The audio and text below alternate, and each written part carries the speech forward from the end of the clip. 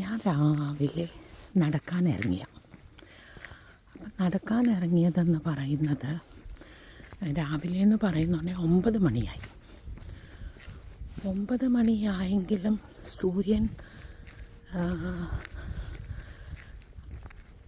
സൂര്യൻ്റെ യാതൊരു ലക്ഷണവും കാണുന്നില്ല. ഞാൻ വിചാരിച്ചു എല്ലാവരും വീട്ടിൽ എഴുന്നേറ്റ് വരുമ്പോഴത്തേക്ക് ഞാനൊന്ന് നടന്ന് കാഴ്ചയൊക്കെ കണ്ടിട്ട് തിരിച്ചു വരാമെന്ന്. ഒരു സുഖമാണ് ഈ രാവിലെ ഇങ്ങനെ നടക്കാൻ. കാരണം ഒരു വളരെ ശാന്തമായിട്ട് കിടക്കുന്നതാണ്. ഈ പ്രാവശ്യത്തെ മഞ്ഞ് വീണത് ഇച്ചിരി കൂടുതലായിരുന്നു. അത് ഉരുകിപ്പോയില്ല. അതിൻ്റെ ആ ലാസ്റ്റ് കണികകളൊക്കെയാണ്. അപ്പം ടെമ്പറേച്ചർ അച്ചര തണുപ്പ് തന്നെയാണ്. കാരണം കാണാമല്ലോ, പിന്നെ റോഡിലെങ്ങും ആരുമില്ല. പ്രത്യേകിച്ച് ഇന്ന് സൺഡേ ആയതുകൊണ്ട് എല്ലാവരും നല്ലപോലെ താമസിച്ചൊക്കെ ഉണരും.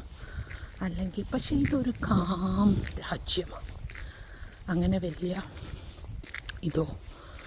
ബഹളങ്ങളോ ഒന്നുമില്ല. അതോ ഇനിയും ഏറിയയുടെ പ്രത്യേകതയാണോ എന്നറിയില്ല.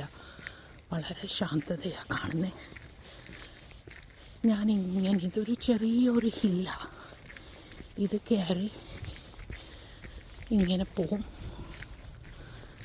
പക്ഷേ നല്ല ക്രിസ്പ് കോൾഡ് എയർ ശ്വസിച്ചുകൊണ്ട് ഇങ്ങനെ നടക്കാനൊരു സുഖമാണ്.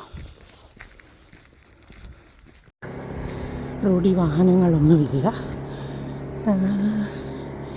സ്ട്രീറ്റ് ലൈറ്റ് സൂര്യൻ ഉദിക്കുന്നിടം വരെ ഇങ്ങനെ കിടക്കും. എനിക്ക് തോന്നുന്നു ഡിപ്പെൻസ്, ചിലപ്പോൾ അത് കുറേ നാളത്തേക്ക് ഇങ്ങനെ നിർത്തിയിരിക്കും. ഈ പ്രാവശ്യം ഒരു പ്രത്യേക കാലാവസ്ഥയായിരുന്നു. കാരണം തണുപ്പ് അധികം വന്നില്ലയോ എന്ന് ചോദിച്ചാൽ ആ ഫോള് മുഴുവനായിട്ട് ചെടികളിൽ നിന്ന് ഇലയൊന്നും കളഞ്ഞില്ല.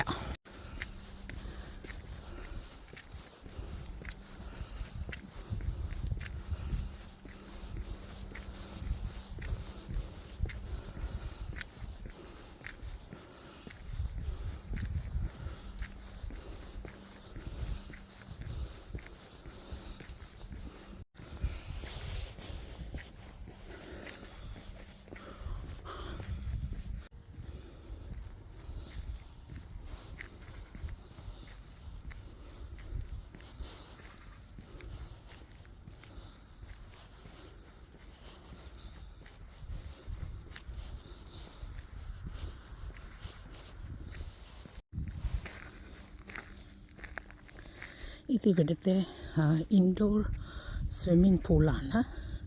അതിൻ്റെ പുറത്ത് ഇത്ര ആവശ്യത്തിൽ കൂടുതൽ എക്സസൈസിങ് എക്യുപ്മെൻറ്റ്സും ഉണ്ട്. ലൈക്ക് ഇപ്പം എനിക്കിതാണ് ചെയ്യേണ്ടതെങ്കിൽ ഇതുണ്ട്. ലൈക്ക് ഓക്കെ, ഇതിവിടെ മനുഷ്യർ ഉപയോഗിക്കുന്നുണ്ടായിരുന്നു, കണ്ടില്ലേ? ഇതിറ്റ്സ് വർക്കിംഗ് കണ്ടീഷനിലുള്ള ഒരു ലൈക്ക് ഇങ്ങനെ കാണാൻ പറ്റുമല്ലോ. അങ്ങനെ എല്ലാവിധ ഇതും അങ്ങനെയുള്ള ഒരു ഇതുണ്ട്. അപ്പം ഇതെനിക്ക് ഭയങ്കര ഇഷ്ടമാണ്. ഞാനും പിള്ളേരും കൂടി ഇവിടെ വന്ന് ഇതേ കളിക്കാറുണ്ട്. കാരണം ഇതിലിങ്ങനെ ആടി നമ്മുടെ ബോഡി ഷേപ്പ്. പിന്നെ ഇത് ഇങ്ങനെ റിലാക്സ് ചെയ്യാൻ, ഇത് കഴിഞ്ഞിട്ട് റിലാക്സ് ചെയ്യാനുമുള്ളൊരു സ്ഥലമാണ്. പിന്നെ ഇങ്ങനെ ഇത് കാണുന്നത് ഒരു ടിപ്പിക്കൽ നെയ്ബർഹുഡാണ്. അവിടെ കാണാം വീടുകളെല്ലാം അടുത്തടുത്തുണ്ട്. എന്നാൽ എല്ലാവരും ശാന്ത സ്വഭാവക്കാരാണെന്ന് തോന്നുന്നു. അതോ നിയമം എല്ലാവരെയും ശാന്ത സ്വഭാവത്തിനുള്ളിൽ നിർത്തിയിരിക്കുവാണോ എനിക്കറിയില്ല. ഞാൻ ഇടയ്ക്ക് എൻ്റെ വഴിയൊന്ന് ഡീവിയേറ്റ് ചെയ്തായിരുന്നു.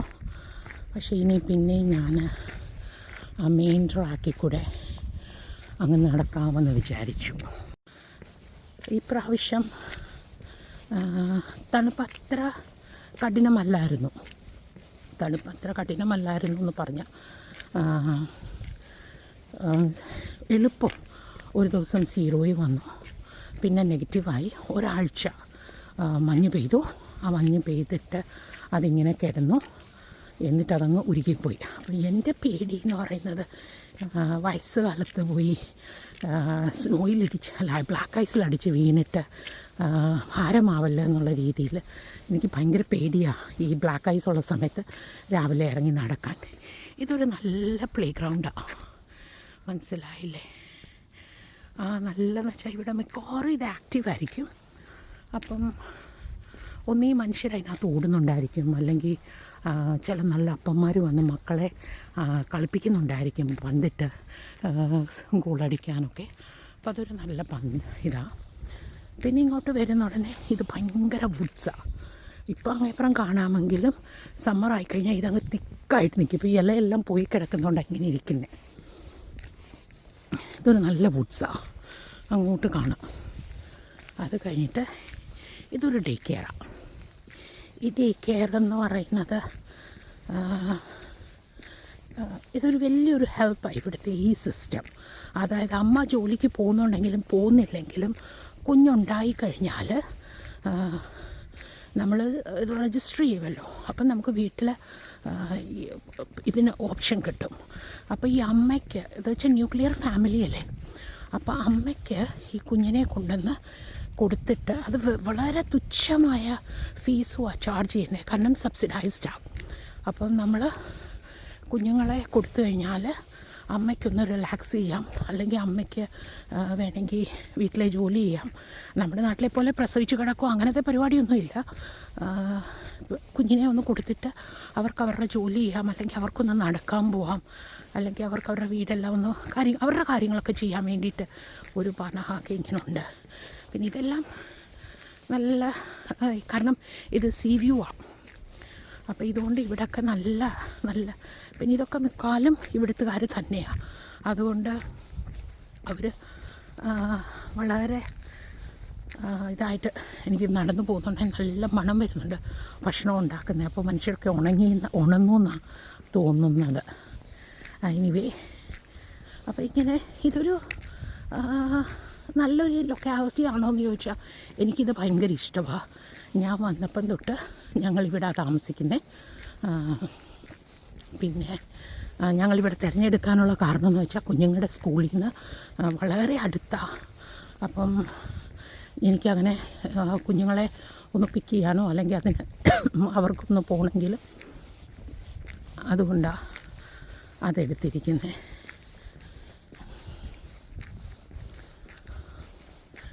എനിവേ, ഞാൻ ഇത്രയും നടന്നു വന്നു. ഇനിയുള്ളത് എന്താണെന്ന് ചോദിച്ചാൽ ഈ ഒരു ഏരിയ ഇങ്ങനെ പാരോ, ഈ ഒരു ഏരിയ അവരുടെ സ്വന്തമായിരുന്നു. അവരത് വീട് പണിയാൻ തീരുമാനിച്ചിരിക്കുക. അപ്പം മോസ്റ്റ്ലി എന്താ ചെയ്യുന്നതെന്ന് വെച്ചാൽ ഓൺ ചെയ്യുന്ന ആൾ ആ സ്ഥലത്തൊരു 2-3 വീടങ്ങ് വെക്കും.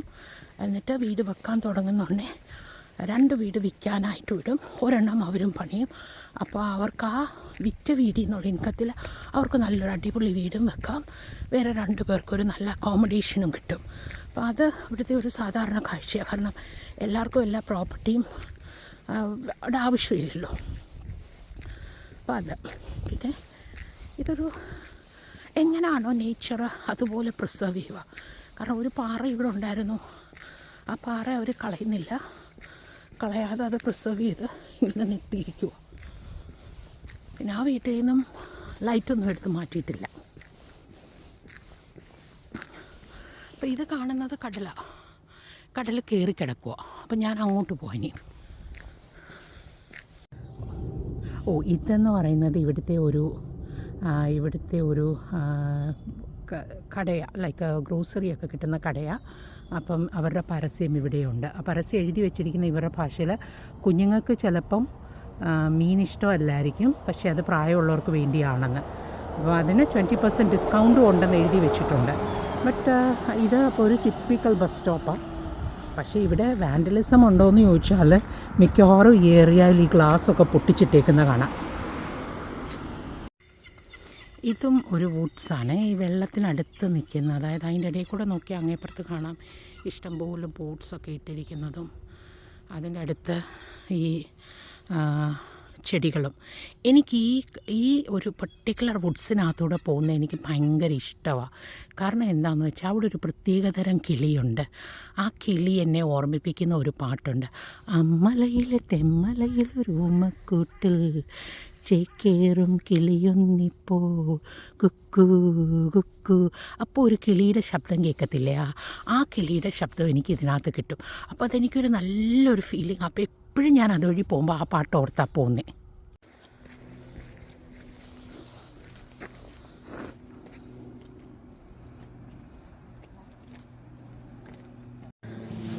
അപ്പോൾ കടലിൻ്റെ ഇരമ്പം നിങ്ങൾക്ക് കാണാം. കടൽ കയറി കിടക്കുക. അപ്പോൾ ഈ സ്ഥലം എന്ന് പറയുന്നത് ഫിയോഡ്സാണ്. ഇപ്പം നോർവേയുടെ മാപ്പ് എടുത്ത് നോക്കിയാലും അറിയാൻ പറ്റും കടലിങ്ങനെ കയറി കയറി കയറി കയറി കിടക്കുന്ന ഒരു ഇതാണ്. പക്ഷേ ഇതെൻ്റെ ട്രെയിലാണ്. ഇതുവഴിയാണ് ഞാൻ മിക്കവാറും ദിവസം നടക്കുന്നത്. അപ്പം കടലിനടുത്തുകൂടെ നടക്കുന്നുണ്ടെങ്കിൽ ഒരു നല്ല ഒരു ഫീലിങ്ങാണ്. പിന്നെ എന്താണെന്ന് ചോദിച്ചാൽ നമുക്ക് എനിക്ക് പണ്ട് ഭയങ്കര ബാക്ക് പെയിൻ ഉണ്ടായിരുന്നു. അപ്പം ഞാൻ എൻ്റെ ഡോക്ടറിൻ്റെ അടുത്ത് വർത്താനം പറഞ്ഞപ്പം ഡോക്ടർ പറഞ്ഞു, നീ കയറ്റമിറക്കം അങ്ങനെ അപ്പം നല്ല ആശ്വാസം കിട്ടും. അപ്പം ഞാൻ വിചാരിച്ചു, അപ്പം ഞാൻ ഈ നടുവിന് വേദന ഉള്ളതുകൊണ്ട് എൻ്റെ നടപ്പിച്ചിരി കുറച്ചായിരുന്നു. പക്ഷേ ഞാൻ നടന്ന് തുടങ്ങിയപ്പം തൊട്ട് എൻ്റെ വേദന എവിടെ പോയി എന്ന് എനിക്കറിയില്ല. അപ്പോൾ അതുകൊണ്ട് എനിക്കറിയാം ഇവരുടെ ഈ രീതിയിലുള്ള കുറേ ട്രീറ്റ്മെൻറ്റ്സൊക്കെ ഇവിടെ ഉണ്ടെന്നുള്ളത്. പിന്നെ അത് പറയുമ്പോഴാണ് ഞാനിത് കാണിക്കണ്ടേ.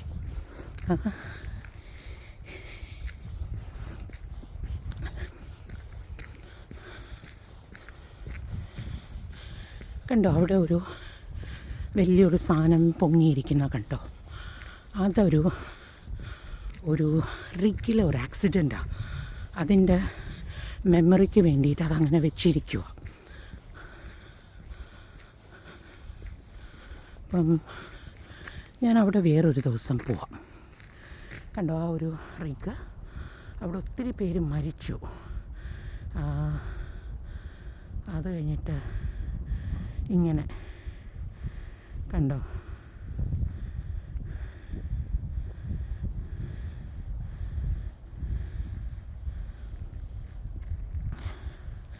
ഇങ്ങനെ. അപ്പോൾ അവിടെ പോകാൻ ഞാൻ സാധാരണ അതുവഴിയൊക്കെ നടന്ന് പോവും. നല്ല സൂര്യപ്രകാശമുള്ള ദിവസം അതുവഴിയൊക്കെ ചാടി കയറി പോകുമ്പോൾ ഒരു മനസ്സിനൊരു സുഖമാണ്. അപ്പം ഇവിടെ പിന്നെ വേറൊരു കാര്യം അവർ പറയുന്നത് എന്താണെന്ന് ചോദിച്ചാൽ, -ഡിഗ്രി ആണെങ്കിലും ഇവിടെ മനുഷ്യർ ഈ വെള്ളത്തിൽ വന്ന് ചാടും. അതെന്താണെന്ന് ചോദിച്ചാൽ ആർത്രൈറ്റിസിന് അവർക്ക് ഭയങ്കര ശമനമുണ്ടെന്നാണ് പറയുന്നത്. ഇപ്പം കഴിഞ്ഞ ദിവസം എൻ്റെ ഒരു ഫ്രണ്ട് എൻ്റെ അടുത്ത് പറഞ്ഞു, അവർക്ക് കൈയുമൊന്നും മടങ്ങുന്നില്ലായിരുന്നു ആർത്രൈറ്റിസ് ആയിട്ട്. ഇച്ചിരി വയസ്സുണ്ട്. അപ്പം അവർ പറഞ്ഞു, ഞാൻ ഈ വെള്ളത്തിൽ ചാടാൻ തുടങ്ങി. ഞാൻ എല്ലാ ദിവസവും വെള്ളത്തിൽ ചാടുന്ന ഉടനെ എൻ്റെ ഈ കൈയുടെ വേദന, എൻ്റെ ഈ ആർത്രൈറ്റിസ് എല്ലാം മാറി എന്ന് പറഞ്ഞു. അപ്പം ഞാൻ പറഞ്ഞു, അതൊരു നല്ല കാര്യമാണ്, എനിക്കും ഒരിക്കലെങ്കിലും അത് ട്രൈ ചെയ്യണം. പക്ഷേ എനിക്ക് തണുത്ത വെള്ളം ഭയങ്കര പേടിയാണ്. കുളിക്കാൻ പോലും തണുത്ത വെള്ളം കാണുന്നത് എനിക്ക് പേടിയാണ്. അപ്പം ഈ ട്രെയിനിനകത്ത് ആരുമില്ല, നടക്കുന്നവരൊന്നുമില്ല. ലൈക്ക് ഉണ്ടല്ലോ, 1-2 പേര് വന്നു. അപ്പം കടലിൻ്റെ തിര കാണാം. ഈ തിരയിൽ കൂടി ഇങ്ങനെ നടന്നു പോകുന്നുണ്ട്, ഒരു രസമാണ്. പിന്നെ അവിടെ ഒരു സ്ഥലമുണ്ട്. അപ്പോൾ ഇവിടെ നിന്ന് നോക്കുന്നുണ്ടെങ്കിൽ അതിങ്ങനെ കാണാം അറിയിക്കുക. പിന്നെ ഇതിങ്ങനെ കടലാണ്. അപ്പോൾ അതുവഴി നമ്മൾ മിക്കവാറും സമയങ്ങളിൽ വലിയ കപ്പൽ പോകുന്നത് നമുക്ക് കാണാം. പിന്നെ അവിടെ ഒരു ലൈറ്റ് ഹൗസും ഉണ്ട്. ആ ലൈറ്റ് ഹൗസ് എനിക്കറിയില്ല കാണാൻ പറ്റുന്നുണ്ടോയെന്ന്. എനിക്ക് ബ്ലിങ്ക് ചെയ്യുന്നുണ്ട് റൈറ്റ് കളേഴ്സ്. എനിവേ, അതൊരു ലൈറ്റ് ഹൗസും ഉണ്ട്. ഏറ്റവും മനോഹരമായ കാര്യം എന്താണെന്ന് ചോദിച്ചാൽ, ഇങ്ങനെ കസേരകൾ നല്ല ഈ ഉണ്ടല്ലോ, നല്ല വൃത്തിക്ക്. ഇതിപ്പം വിൻ്റർ ആയതുകൊണ്ടാണ് ഇങ്ങനെയെല്ലാം കരിഞ്ഞിരിക്കുന്നത്. അല്ലെങ്കിൽ നല്ല പറ്റിപ്പോൾ സ്പ്രിങ് ആകുമ്പം നമ്മൾ കാണാത്ത കളേഴ്സ് പൂക്കൾ ഇവിടെ വരും. അപ്പം എനിക്ക് എല്ലാവരും പറയും എനിക്ക് വട്ടാന്ന്. ഞാൻ ഓരോ പൂവിൻ്റെ അടുത്ത് പോയിട്ട് ഞാൻ പടം എടുക്കും. അപ്പം ഇങ്ങനെ കസേര ഇട്ടിട്ടുണ്ട്. അപ്പം നമുക്ക് ഈ കടലിലോട്ട് നോക്കിയിട്ട് എത്ര നേരം വരെ ഇരിക്കാം. ഞാൻ സാധാരണ ഇരിക്കുന്നതെന്ന് പറയുന്നത് ഇനി ഒരു ഹില്ല, ഒരു കുന്ന കണ്ടില്ലേ, ആ കുന്ന് കയറി ചെല്ലുന്നിടത്ത് ആ കുന്നിൻ്റെ മണ്ടയ്ക്ക് ഒരു കസേരയുണ്ട്. ഞാൻ എന്നും അവിടെ പോയി കുറേ നേരം ഇരിക്കും.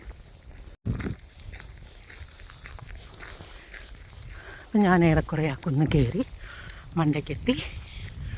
അപ്പം ഇനി എന്താണെന്നല്ലേ, ഇനി ഞാൻ ആ വിശാലമായ സ്ഥലത്തിരുന്നിട്ട് ചിലപ്പോൾ എൻ്റെ മെസ്സേജസൊക്കെ ഒന്ന് നോക്കും.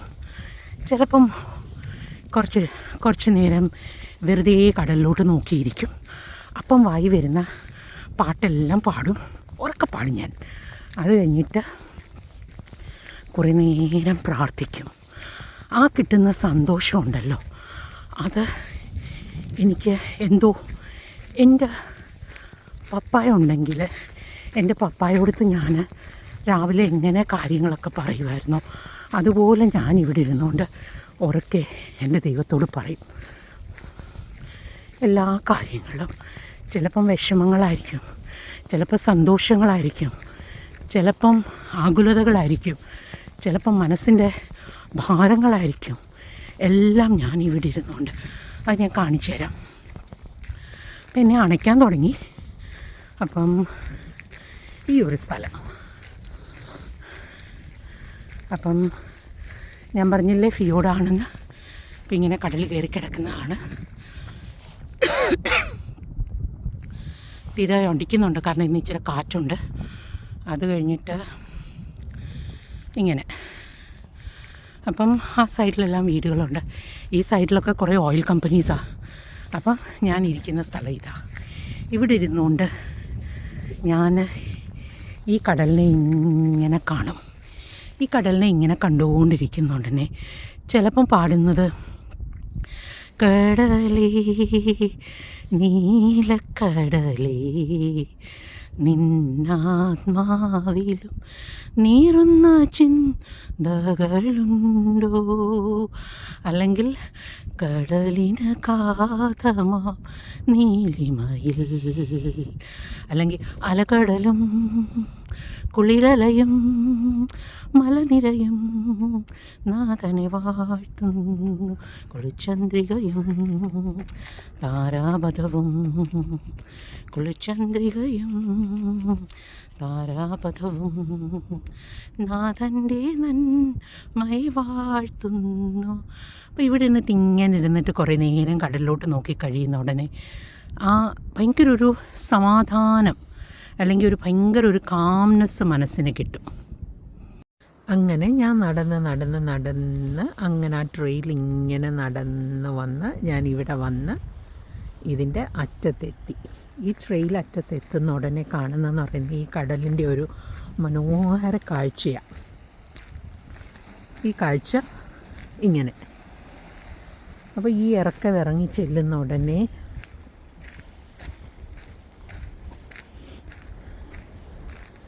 ഇവിടെ ഒരു ലൈക്ക് ഉണ്ടല്ലോ, എനിക്ക് തോന്നി ഈ കോർണറിൽ ഇങ്ങനെ ഈ നല്ല ഷ്രിമ്പ് കിട്ടും, വലിയ ഷ്രിമ്പും ലോബ്സ്റ്ററും കിട്ടും. അതുകൊണ്ട് ഇവിടെ വന്നിരുന്ന് മിക്കവാറും ഈ പാറക്കെട്ടുകളുടെ ഇടയിൽ, ഇഷ്ടംപോലെ ഈ പാറക്കെട്ടുകളുടെ ഇടയിൽ വലിയ ലോബ്സ്റ്ററും ഷ്രിമ്പും ഒക്കെ ഉണ്ട്. അതുകൊണ്ട് മനുഷ്യരെല്ലാം ഇവിടെ വന്നിരിക്കും. പിന്നെ ഇത് കാണാനൊരു രസമാണ്. എനിക്കറിയില്ല അതിനകത്ത് എന്താണെന്ന്, പക്ഷെ അവിടെ ഒരു വലിയൊരു ഗുഹയുണ്ട്. ആ ഗുഹയ്ക്കകത്തൂടെ വെള്ളം പോകുന്നുണ്ടോ കണ്ടോ, അവിടെ ഇങ്ങനെ കാണാം. അത് കഴിഞ്ഞിട്ട് ഇതിങ്ങനെ ഈ പാറക്കെട്ടുകളാണ്. ഇവിടെ ഒരു ബോട്ടും കിടപ്പുണ്ട്. അപ്പോൾ എൻ്റെ കൈ ഓൾമോസ്റ്റ് ഫ്രോസണാണ്. എന്നിട്ട് ഇവിടെ ഇങ്ങനെ ഒരു വീടുമുണ്ട്. അതിൽ എഴുതിയിരിക്കുന്ന പ്രൈവറ്റ് വീടാണ്. അപ്പോൾ ഇതാരോ ചെടിയൊക്കെ നടാനായിട്ട് ശ്രമിക്കുന്നുണ്ട്. പിന്നെ ഇവിടെ ബോട്ട് ഇതിങ്ങനെ അങ്ങ് പോകും. ഇവിടെ മിക്കവാറും ഫിഷിങ്ങിനാണ് മനുഷ്യർ പോകുന്നത്. ഇവിടെ ഇപ്പോൾ കൺസ്ട്രക്ഷൻ നടക്കുക. എനിക്ക് തോന്നുന്നു ഇതൊരു അമ്മച്ചി താമസിക്കുന്ന ഒരു വീടായിരുന്നു, ഈ മഞ്ഞ വീട്. ഈ വീട്ടിൽ ഭയങ്കര പൂക്കളായിരുന്നു. ഈ പൂക്കളുടെ കണക്കെന്ന് പറയുന്നത്, ഞാൻ ഈ സ്പ്രിങ് ആവുന്നുണ്ട് ഇവിടെ വന്നിട്ട് ഞാൻ വിചാരിക്കാറുണ്ടായിരുന്നു, ഇതിൻ്റെ ഓരോ സ്ഥലത്ത് നല്ല പൂക്കളും നല്ല പക്ഷേ ഇപ്പോൾ പുതിയതായിട്ട് വാങ്ങിച്ചവരെനിക്ക് തോന്നുന്നത് മുഴുവൻ വെട്ടിക്കളഞ്ഞു. അമ്മച്ചി മരിച്ചു പോയി കാണും. കാരണം എനിക്ക് കാണുമ്പോൾ തന്നെ അമ്മച്ചിക്ക് ഒരു 90 വയസ്സുണ്ടായിരുന്നു. ഇവിടെ മുഴുവൻ അമ്മച്ചി ഈ പാറക്കെട്ടുകളുടെ ഇടയിൽ ചെടി നട്ട് പിടിച്ചിട്ടുണ്ടായിരുന്നു. ഇത് മുഴുവൻ റോസസ് ആയിരുന്നു. അപ്പം ഇനിയും വേണമെങ്കിൽ എനിക്ക് റോഡിൽ കയറാതെ ഇവിടെ റോഡിൽ കയറിയിട്ട് എനിക്കങ്ങ് വീട്ടിലോട്ട് പോകാം. പക്ഷേ ഞാൻ ആ റോഡ് അതെടുക്കുന്നില്ല. ഞാൻ എൻ്റെ ഒരു മലയും കൂടെ കയറാൻ പോവാം. അപ്പോൾ ഇതാ മല. ഇതൊരു ഇച്ചിരി കയറ്റമാണ്. എൻ്റെ കൈയെല്ലാം തണുത്ത് വിറച്ചു. കണ്ടോ, ഇതെല്ലാം നല്ല റോസസ് ആയിരുന്നു. നല്ല പൂക്കളും മണമുള്ള. സ്പ്രിങ് ആയിക്കഴിഞ്ഞാൽ പിന്നെ ഭയങ്കര രസമാണ്.